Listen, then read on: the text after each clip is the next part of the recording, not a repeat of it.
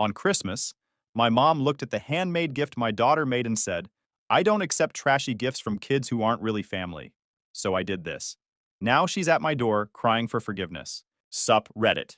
Grab some popcorn and settle in, it's a long one. Name's Dominic, 36 male. I'm an architect. Commercial buildings mostly. Strip malls, medical offices, the occasional warehouse for companies that ship stuff nobody needs to people who can't afford it.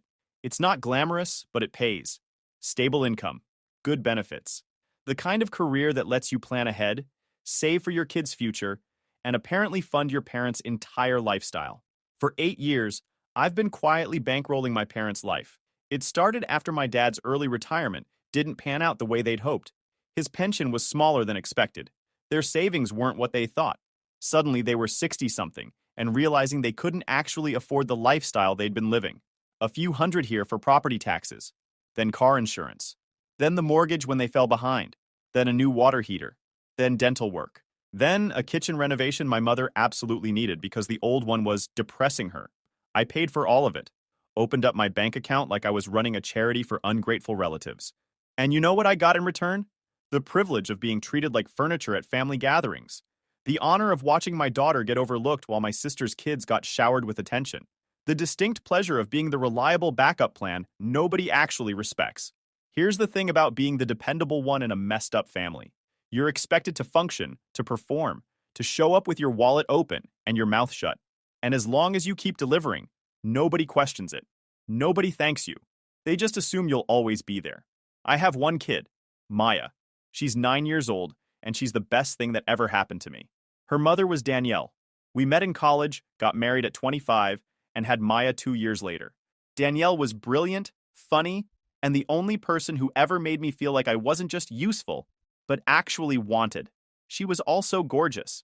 She happened to be black, which apparently mattered to some people, including my own parents, though they'd never admit it out loud. Danielle died 4 years ago, ovarian cancer. By the time she had symptoms, it had already spread. She fought hard for 11 months, but it wasn't enough. Before she went, she made me promise to take care of Maya, made me promise to keep her safe and loved and protected from anyone who didn't deserve her.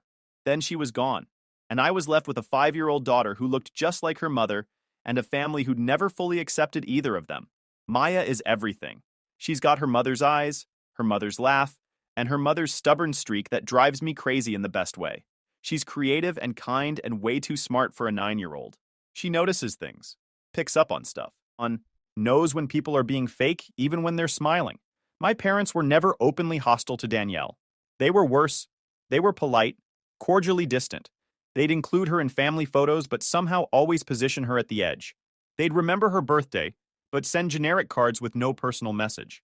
They tolerated her presence while making it clear she wasn't quite one of them. After Danielle died, I thought maybe things would change. Maybe they'd embrace their only grandchild from their only son, fill some of the void left by her mother's absence. Instead, they doubled down on their indifference. Maya became a reminder of the daughter-in-law they'd never fully accepted. And my sister's kids, all 3 of them, biological and white and fitting neatly into my parents' vision of what family should look like, got everything Maya didn't. My sister Kendall is 33. She's the golden child, the one who can do no wrong. She married a guy named Logan who works in pharmaceutical sales and makes decent money, but spends it faster than he earns it. They've got 3 kids, a McMansion with a pool they can barely afford, and an inflated sense of their own importance that my parents actively encourage. Kendall has always known exactly where she stands in the family hierarchy, at the top. She's never had to earn my parents' approval because she was born with it. She's also never missed an opportunity to remind me of my place beneath her. Growing up, she got the bigger room, the better gifts, the attention. I got the lesser treatment and the expectations. Be responsible, be mature, support your sister, help your parents. So I did, for years. I became exactly what they wanted me to be, a reliable source of financial support who never complained and never expected anything in return. That was my first mistake. My second mistake was thinking it would ever be enough. Christmas arrived cold and gray. My parents were hosting their annual Christmas dinner. Same tradition, same house, same family dynamics that made me want to stick my head in the mashed potatoes and call it a day. The house I'd helped them keep was decorated with lights and wreaths and all the trappings of a happy family that existed mostly for show. When Maya and I walked through the front door, Kendall's kids were already tearing through the living room like a tornado. My mother was fussing over them, adjusting their sweaters, telling them how handsome and beautiful they looked. My father sat in his recliner, talking to Logan about golf. Nobody looked up when we arrived. Great start. Maya held a small wrapped box in her hands. She'd been working on it for weeks. Every night after homework, she'd disappear into her room with craft supplies and emerge with glue on her fingers and a secretive smile. She wouldn't tell me what she was making, just said it was for Grandma. I'd caught glimpses through her door. Paint bottles, glitter, a small wooden picture frame she'd bought at the craft store. She was decorating it carefully, painting tiny flowers and hearts around the edges in purple and silver, my mother's favorite colors. She'd even put a photo inside, one of her and my mother from 2 Christmases ago. She'd wrapped it herself, using way too much tape the way kids do, and written on the tag in her neatest handwriting, "To Grandma, love Maya." She was nervous. I could see it in the way she kept checking the box, making sure the wrapping hadn't torn. She wanted this to be the thing that finally made my mother love her. I should have known better. My buddy Ray showed up about an hour into the dinner. We'd been friends since high school, and he was the type who shows up no questions asked. He worked as a paralegal at a law firm downtown. My parents tolerated Ray because he was useful at fixing things around the house. He'd helped them install a ceiling fan last summer, fixed their garbage disposal the year before. They had no idea he was also documenting everything for me. We'd been building a file for 6 months, just in case. Ray had suggested it after I'd told him about Maya coming home crying from Easter dinner. He said if it ever came to a head, I'd want proof. Dinner was the usual production. My mother served Kendall's kids first, making sure they got the best portions of everything. She asked them about school, about their activities, about their friends. She remembered details, followed up on things they'd mentioned months ago. When Kendall's middle kid mentioned his soccer team made the playoffs, my mother actually clapped her hands together, like he'd won the Nobel Prize. She was interested, warm. With Maya, she was cold, distant. She asked one generic question about whether Maya liked her teacher, didn't wait for an actual answer, and moved on to refilling Kendall's iced tea. Maya had started telling her about the art show at school next month, but my mother was already talking over her, asking Logan about his golf handicap. Ray caught my eye across the table. Slight nod. He was recording too, backup angle from his phone propped against the centerpiece. We'd planned for this. My parents had no idea they were sitting in the middle of a documentary about their own cruelty. I watched my daughter shrink a little in her seat, watched her push food around her plate, watched her steal glances at her cousins being showered with attention she'd never receive. The gift exchange was predictable. Kendall's kids got big packages with expensive presents inside, a gaming system for the oldest, designer clothes for the middle one, a tablet for the youngest, gift cards with significant amounts loaded on them. My mother had clearly spent weeks planning this. They squealed and hugged my parents. My parents handed Maya a single small package. She opened it carefully. Inside was a coloring book and a box of crayons, the kind you buy at the dollar store when you forgot to get a real gift. Maya smiled and said thank you because she's polite, but I saw her face fall for just a second before she covered it up. Then she stood up. She took a breath. She walked over to my mother with her little wrapped box. "I made this for you, Grandma." Her voice was small. "I worked really hard on it. I hope you like it." My mother took the box. She looked at the wrapping like it was something gross she'd stepped in. She opened it slowly. She lifted out the picture frame. Purple and silver flowers painted carefully around the edges. Glitter accents that caught the light. A photo of Maya and my mother inside, both of them smiling. Hours of work from a 9-year-old. The room went quiet. My mother looked at the frame for a long moment. Then she set it down on the table, pushed it away from her like it was dirty. "I don't accept trashy gifts from children who aren't really family." The words hit Maya like a slap. She stood there, frozen, her face struggling to process what she'd just heard. She just stared at my mother, then at the frame lying rejected on the table, then at me. I felt something shift in my chest, something that had been building for years, my whole life of swallowing my anger and playing the good son and pretending everything was fine. Kendall smirked from across the table. She actually smirked. But here's the thing. I was ready. I pulled out my phone. My thumb was already on the screen. I'd been recording since we sat down for dinner. Camera propped in my shirt pocket, capturing everything. "That was interesting, Mom." I kept my voice calm. Because I got all of that on video. Every word. My mother's face went white. My father stopped mid-chew. Kendall's smirk disappeared. For about 3 seconds, nobody at that table moved. I told her I'd been keeping records for months. Every snide comment, Every dismissal. Every time she forgot Maya's birthday while remembering every detail of Kendall's kids' lives. Every cent I'd ever given them. It was all compiled. Ready to send to everyone in their contacts. Their church group. Their friends. Their neighbors. Everyone who thought they were such wonderful people. My father started to stand, face reddening. Kendall opened her mouth to say something. I held up my phone. What do you want? My mother's voice came out strangled. Nothing. Not anymore. I stood up slowly. I just wanted you to know that I'm done. Done funding your life. Done watching you treat my daughter like dirt. Done pretending we're family when we're clearly not. I took Maya's hand. Come on, sweetheart. Let's go. Then I walked toward the door. My mother called after me, her voice cracking. Kendall shouted something about me being dramatic, ruining Christmas. I didn't turn around. I just kept walking, my daughter beside me, and left that house knowing exactly what came next. The drive home was quiet. Maya sat in the passenger seat, staring out the window at the Christmas lights on other people's houses. I kept both hands on the wheel and my mouth shut. Sometimes kids need space to process things. After a few minutes, she spoke. Dad, does Grandma hate me? I pulled the car over.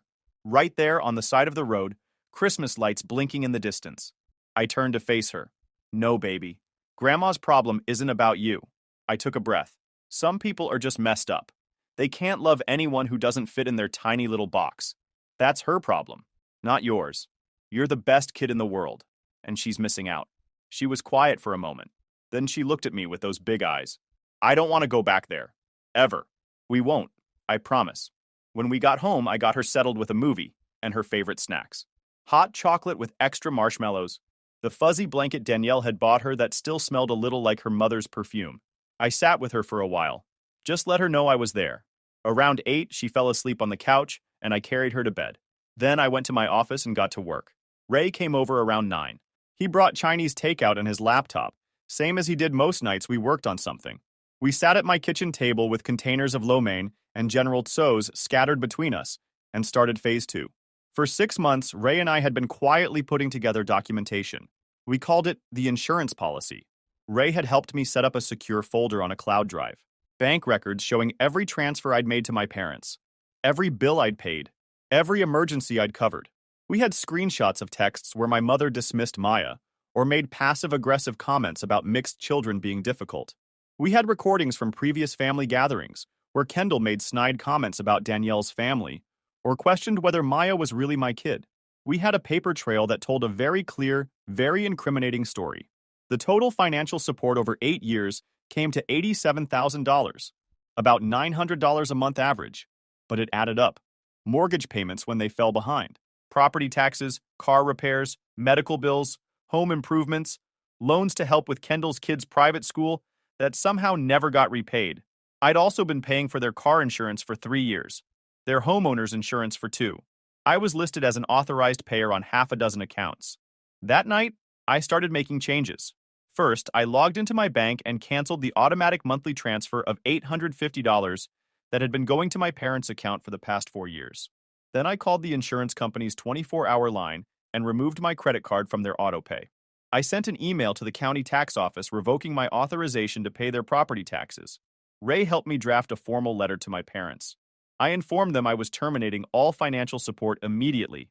Enclosed was a complete accounting of the $87,000 I'd provided over the past 8 years. I stated I would not be available for future financial assistance and wished them well in finding alternative arrangements. No explanation. I printed it out, attached the spreadsheet, and sealed it in an envelope. Then I composed an email. The recipient list was small. My Aunt Nora, my mother's sister, who'd always been kind to Maya, my Uncle Donovan, my dad's brother who I suspected had his own issues with my parents, 2 cousins. I wrote that I was sharing something they needed to see. After 8 years of financial support, this was how my parents treated my daughter. I attached the video. I clicked send. The next morning, my phone started buzzing before I even finished my coffee. Texts, emails, voicemails, all from different family members with very different reactions. Maya was still asleep. I sat at the kitchen table with my laptop open, watching the responses roll in. My Aunt Nora called first. She couldn't believe her sister said that to a child. She was horrified. She told me she'd always suspected something was off with how my parents treated Maya, but hearing it out loud, it broke her heart. She asked what she could do to help. I told her to just be honest. Don't let them spin it. Don't let them make me the villain. She said she had my back. Completely. No hesitation. My parents tried calling about a dozen times that first day. I let it go to voicemail each time. The messages went through the stages of grief at impressive speed. Denial. The video was taken out of context. Anger. How dare I humiliate them like this? Bargaining. Let's talk about this like adults. I'm sure we can work something out. Depression. We're devastated. We never meant to hurt anyone. I didn't respond to any of it. Kendall sent a group text to me, our parents, and several cousins. She called me a manipulative liar. Said I'd set the whole thing up to make the family look bad. She said Maya was too sensitive, that kids need to learn the world doesn't revolve around them. She accused me of using my dead wife to make our parents look like racists. That one almost made me laugh. My buddy Cal reached out that afternoon. We'd met through work years ago, him being an accountant for several of my commercial clients. Cal was the kind of guy who could smile at you while explaining exactly how the IRS was going to wreck your life if you didn't get your finances in order. When I'd mentioned months ago that I was thinking about cutting off my parents financially, he had offered to help me map out exactly what would happen to their finances when the safety net disappeared. He'd been almost excited about it. Said he'd never had a chance to use spreadsheets as weapons for a good cause before. He had been doing math on my parents' situation for weeks now. He'd pulled public records, estimated their monthly expenses, mapped out their debt obligations. The guy treated financial analysis like a competitive sport, and he was annoyingly good at it. Without my monthly contributions, my parents' household budget was underwater by about $900 a month. They had savings, but not enough to cover the gap for more than 6 or 7 months. After that, they'd have to either find additional income, cut expenses dramatically, or start missing payments. And they'd already burned through most of their goodwill with extended family. My Aunt Nora confirmed that my parents had borrowed from her twice in the past 5 years and never paid her back. My Uncle Donovan said the same thing. Cousin after cousin had the same story. Small loans that disappeared, promises that were never kept. They'd been working the whole family for years. I was just the biggest sucker they had access to. 3 days after Christmas, reality started hitting them. Without my automatic deposit, they couldn't cover their mortgage payment. The bank sent a notice. Late fees started stacking. Without my insurance payments, their coverage was set to lapse in 30 days. The insurance company wasn't interested in payment plans. Without my property tax authorization, they'd missed the quarterly deadline and owed penalties that would only grow. My father left me a voicemail. Acknowledged that my mother had said something regrettable. Used that exact word. Regrettable. Like she'd accidentally worn the wrong shoes to church, instead of telling a 9-year-old she wasn't family. He suggested we all sit down and talk about it like civilized people. He reminded me that family was everything, that holding grudges was toxic, that forgiveness was the path to healing. He never once apologized, never acknowledged the years of favoritism, never mentioned the $87,000 I'd given them, just expected me to come back and resume my role as the family piggy bank. I forwarded the voicemail to Aunt Nora, let her hear the non-apology for herself. Kendall's karma started arriving around the same time. Turns out, she'd been counting on my parents for free childcare 3 days a week while she and Logan worked. With my parents now scrambling to figure out their finances and dealing with the social fallout from the video, they didn't have time or energy to watch her kids anymore. She had to hire an actual babysitter. Her already stretched budget got a lot more stretched. She also learned, through the family grapevine, that several cousins had seen the video and were now viewing her differently. The smirk she'd worn while my mother rejected Maya's gift had been captured clearly on camera. A cousin sent me a message saying she'd always known Kendall was fake, but seeing her smile while a kid got hurt on camera confirmed everything she'd suspected for years. She offered to testify if I ever needed it. I thanked her, but said it wouldn't come to that. The web of small betrayals my family had been spinning for years was starting to come apart. 2 weeks into January, my parents showed up at my house. I was in my home office, reviewing plans for a retail center that was already behind schedule and over budget. Normal work problems. I heard the car pull up and looked out the window. My mother getting out of the passenger side, my father from the driver's side. Their old Honda, the one I'd paid to repair twice last year. They sat in the driveway for a minute before getting out, probably rehearsing what they were going to say. They looked older than I remembered. Smaller. Not as intimidating. Maya was at a friend's house for the afternoon, which was probably for the best. I walked downstairs and opened the front door before they could ring the bell. I stepped out onto the porch and closed the door behind me, putting a barrier between them and my home. Wasn't planning on inviting them inside. My mother started crying immediately. Actual tears this time, not the fake kind she used to get her way. Her face was red and blotchy, her eyes swollen. My father stood slightly behind her, jaw tight, looking like he wanted to be anywhere else. I'm so sorry, Dominic. I'm so sorry. She was shaking. I didn't mean what I said. I was stressed. The holidays. I wasn't thinking. Maya is family. Of course she's family. I love her. I've always loved her. I let her talk, watched her spin her story, adjust her narrative, try to find the version of events that would make me feel sorry for her. When she finally ran out of words, I kept my voice calm. Yeah, I don't believe you. I crossed my arms. 8 years. That's how long I've watched you treat Maya differently than Kendall's kids. 8 years of her trying to earn your love while her cousins got everything handed to them. My mother shook her head. That's not true. I made mistakes, but I never meant to. I have it on video. I cut her off. 6 months of documentation. Every gathering, every interaction, all recorded, all time-stamped. My father stepped forward. You're being vindictive, punishing us for one comment when you should be grateful for everything we've done for you. I actually laughed at that, which seemed to throw them off. What exactly have you done for me? Let's count it up. $87,000. That's what I've given you in the last 8 years. I have the spreadsheet. Every transaction documented, mortgage, insurance, taxes, repairs, medical bills, even part of Kendall's kids' private school tuition when you called it a loan. I paused. Yeah, that money was gone. My mother's face went pale. My father's jaw tightened, but he didn't have a comeback. What have you given me? Besides criticism and comparisons to Kendall and the privilege of watching my daughter get treated like a second-class citizen? They didn't have an answer. We're done. Money's cut off. Access is cut off. And if you show up here again, I'm calling the cops. My mother grabbed my arm. We'll lose the house. We have no options, please. I'll do better. I'll treat Maya like she's my own. I'll prove it. I removed her hand. You had 10 years to treat her like your own. Thousands of chances. I took a breath. You blew every single one. It's too late. My father's voice went cold. You'll regret this. Throwing away your family over nothing. I'm not throwing anything away. I'm just done pretending. I went inside and closed the door. Through the window, I watched them argue on my porch for several minutes before finally getting back in their car and driving away. I went back to my office and finished the building plans I'd been working on. Life goes on. Over the next 3 months, I watched my parents' carefully constructed life fall apart. Not all at once. Not in some big dramatic way. Just a steady slide that picked up speed the longer it went on. Their mortgage went into default. The bank sent formal notices. Without my monthly contributions, they simply couldn't make the payments. Not even close. They tried to refinance, but their credit wasn't good enough. They tried to get a personal loan, but no one would approve them without a cosigner. My father apparently asked 3 different relatives. All of them said no. Word had gotten around. Their car insurance lapsed. My father got pulled over for running a stop sign and was hit with an additional fine for driving uninsured. That went on his record and made future insurance even more expensive. Their social standing started slipping. The video had made its way through the family first, then to a few church friends who couldn't keep their mouths shut. People who'd smiled at them for years started keeping conversations shorter. Invitations got lost in the mail. The couple who'd been fixtures at community events found themselves on fewer guest lists.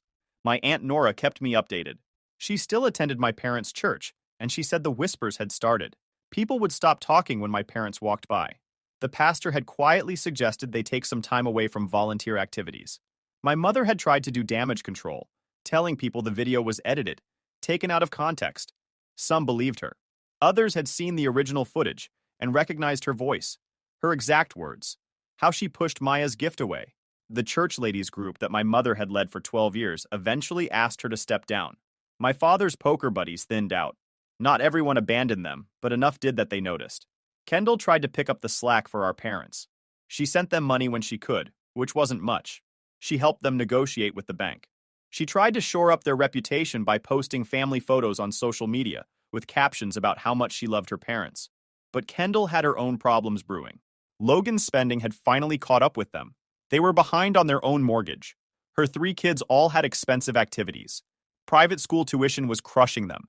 And without free childcare from our parents, they were bleeding money they didn't have.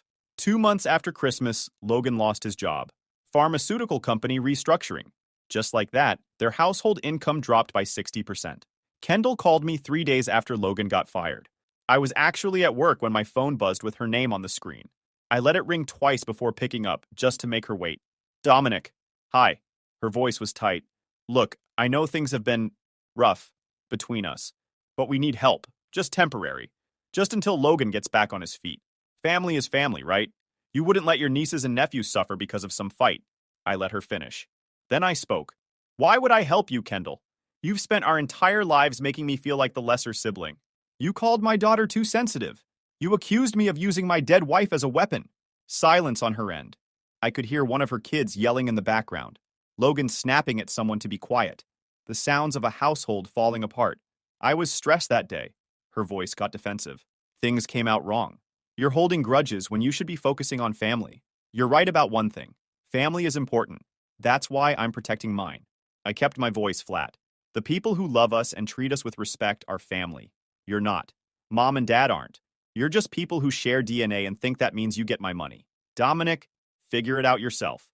I hung up. 4 months after Christmas, my parents lost their house. The bank foreclosed. They had to sell at a big loss just to avoid a deficiency judgment. The buyers got a deal. My parents got humiliated. They took what little equity remained and used it to rent a small apartment in a neighborhood they would have turned their noses up at 2 years ago. Gone was the house I'd helped them keep for nearly a decade. The new place had thin walls and a parking lot view, and neighbors who argued loudly at 2 in the morning. The elevator was broken more often than it worked. Kendall and Logan and their 3 kids moved in with them about 6 weeks later. Their own house had gone into foreclosure too. Logan's credit was wrecked. Kendall's wasn't much better. No landlord would rent to them without a massive deposit they didn't have. 4 adults and 3 children crammed into a 2-bedroom apartment because nobody else would take them in. The kids shared an air mattress. Kendall and Logan got the pull-out couch. My parents got to sleep in their own bed, which was about the only win they had left. I heard through Aunt Nora that it was chaos. Arguments about dishes, arguments about noise, arguments about who ate the last of the bread. Kendall and my mother weren't speaking half the time. Logan had started sleeping in his car just to get some peace. He still hadn't found a job. Turns out being let go during a restructuring looks bad on a resume, especially when you're over 40 and your industry is shrinking. Every interview went nowhere. He'd burned bridges at his old company, talked trash about management on his way out, and word had gotten around. He'd gone from pharmaceutical sales to applying at retail stores, and even those weren't calling back. Kendall had picked up extra shifts at her part-time retail job, but it wasn't nearly enough. Cal estimated that my parents' net worth had dropped by roughly $110,000 since that Christmas dinner. Between the house loss, the insurance penalties, the credit damage, and everything else piling up, they'd basically lost everything they'd spent 30 years building. They'd been living beyond their means for years. Now the net was gone, and gravity was doing its thing. 6 months after that Christmas dinner, my mother appeared at my office. She'd either looked up the address or gotten it from someone in the family. Either way, she'd made a deliberate choice to ambush me somewhere I couldn't simply close the door. Somewhere with witnesses. I was coming back from a site meeting when I saw her sitting in the lobby. She looked thinner. The past 6 months had aged her in a way that years of comfortable living never had. Her clothes were wrinkled. She was wearing a coat I didn't recognize, probably from a thrift store. She stood when she saw me. Her hands were clasped in front of her, almost like she was praying. The receptionist, a woman named Sharon, who'd worked there for 15 years and had zero patience for nonsense, raised an eyebrow at me. She'd seen all kinds of people walk through that lobby over the years, but she knew family trouble when she saw it, silently asking if she needed to call security. I shook my head. I could handle this myself. Then I walked toward my mother. How'd you even get this address? I needed to talk to you. Just 5 minutes. Please. I came all this way. I took 2 buses because we can't afford gas for the car anymore. I could have had security escort her out. Part of me wanted to, just to watch her face as she was removed from the building like some random solicitor. But there was another part of me that wanted her to say whatever she'd come to say so I could shut the door one final time. Fine. 5 minutes. Follow me. I led her to a small conference room off the main hallway. I didn't offer her coffee or water. I didn't sit down. I just stood by the door, arms crossed, and waited. She started with excuses. She'd been raised a certain way. Her own parents had been harsh and critical. She'd never learned how to show love properly. She'd made mistakes, but she'd never meant to hurt anyone. I listened without expression. I'd heard versions of this speech my whole life. She said losing the house had broken something in her, made her see how much she'd taken for granted, made her realize how much she'd relied on me without ever appreciating it. She said she understood now why I'd pulled away. She understood why I'd exposed her to everyone. Then she pulled something from her purse. It was the picture frame. Maya's picture frame. purple and silver flowers. The photo's still inside. My chest tightened when I saw it. She said Kendall had found it in the trash at the old house. They'd been packing up during the foreclosure, throwing away years of accumulated junk, and Kendall had found it crumpled in a garbage bag. My mother had apparently thrown it out that same Christmas night, before the dinner dishes were even done. Kendall had given it back to her. Whether to be cruel or as some twisted attempt at making her face what she'd done, I didn't know. My mother said holding it now, she finally understood what she'd destroyed. She held the frame out to me. Give this back to Maya. Tell her I'm sorry. Tell her it was beautiful. Tell her she was loved, even if I was too messed up to show it. I looked at the frame in her trembling hand. I took it from her. Then I looked her in the eye. Maya doesn't need this back. She doesn't need an apology. And she definitely doesn't need a grandmother who threw her gift in the trash, then came begging for forgiveness when her cushy life fell apart. Dominic, please, what you did to Maya, what you did to me, what you did to Danielle. I kept my voice steady. That doesn't get fixed with a tearful speech. It doesn't get fixed at all.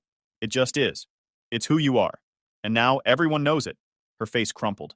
Is there anything I can do? Anything at all? Her voice broke. I'll do whatever you want. The only thing I want is for you to leave. My office, my life. Stop trying to contact me or Maya. I opened the conference room door. Find whatever peace you can, but do it far away from us. She stood there for a long moment, tears running down her face, looking at me like she was seeing me for the first time, and what she saw was a door closing forever. I'm sorry. It came out as a whisper. I love you. I've always loved you, even if I never knew how to show it. That's the sad part, Mom. I believe you actually think that. I stepped aside. But it wasn't enough. It was never going to be enough. Go. She walked past me, pausing in the doorway like she wanted to say something else. Then she just shook her head, defeated, and shuffled toward the lobby. I watched her go. She fumbled with the exit door for a moment before figuring out you had to push, not pull. Then she was gone. That night, I took Maya out for dinner at her favorite restaurant.